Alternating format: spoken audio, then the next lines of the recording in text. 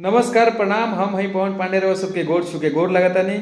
जितना लोग हमके देखा था जाना था सुना था सबके ऊके प्रणाम बा। और सबके ऊके न्योता देवे तनी हम कि रउआ सब 6 फरवरी के गोरखपुर में मार्स म्यूजिक महोत्सव में रउआ सब आई। ये म्यूजिक महोत्सव में रउआ सबके आशीर्वाद लेवे और रउआ सबके दर्शन करें।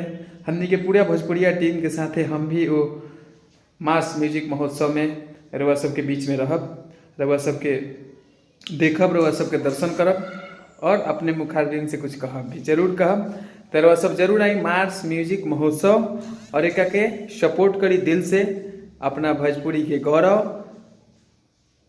मार्स म्यूजिक महोत्सव एक ऑर्गेनाइजर हमने के यूट्यूब के दुनिया में धमाल मचावे वाला बिक्की यादव जी बानी, जौन की मार्स इंटरटेनमेंट कंपनी के मालिक भी बानी।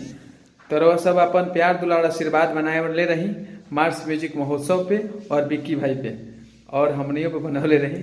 दिल से थैंक यू सबके ओके। और सबके ओके एक बार फिर से हमारे होता बा कि रउआ जरूर आई, चूँकि हमनी के खुद आओ टेंशन में मार्स म्यूजिक महोत्सव में। प्रणाम।